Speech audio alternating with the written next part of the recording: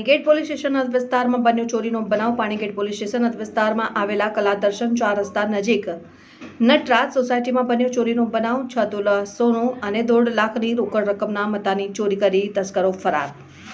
5 તોલા સોનાની અંદાજિત હાલની કિંમત 8.5 લાખ રૂપિયા અને રોકડ રકમ 1.5 લાખ રૂપિયા મળી આવેલ અને કુલ 11 લાખના કિંમતની ચોરી. પેટ્રોલિંગના નામે મોટી મોટી વાતો કરતી અને કાગળ પર દાવાઓ કરતી પાણીગેટ પોલીસ સ્ટેશનની ટીમ નિષ્ફળ સાબિત થઈ.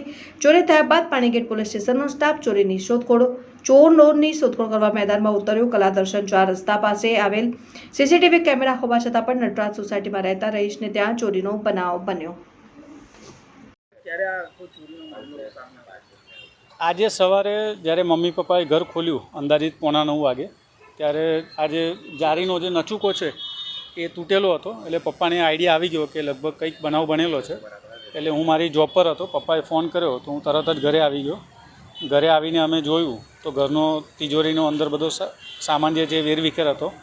માળિયા પરનો સામાન પણ બધો વેરવિખેર હતો. પછી બધું ચેક કર્યું તો લગભગ ઘરની અંદર જે સોનાના દાગીના જે હતા એ પણ ચોરાયેલા છે. અને જે રોકડ હતી અંદાજિત 1.5 લાખની આજુબાજુ, એ રોકડ પણ ઘરમાંથી ગાયબ છે. અમે લોકો ગઈકાલે રાત્રે અમારો બીજો ફ્લેટ છે દેવાશીષ હાઇટ્સમાં, અમે લોકો ત્યાં હતા. મારા બેનને ત્યાં જમવાનો પ્રોગ્રામ હતો એટલે પછી રાત્રે અમે લોકો ત્યાં જ સૂઈ ગયા હતા અને સવારે પછી આવ્યા તો આ બનાવ બનેલો છે.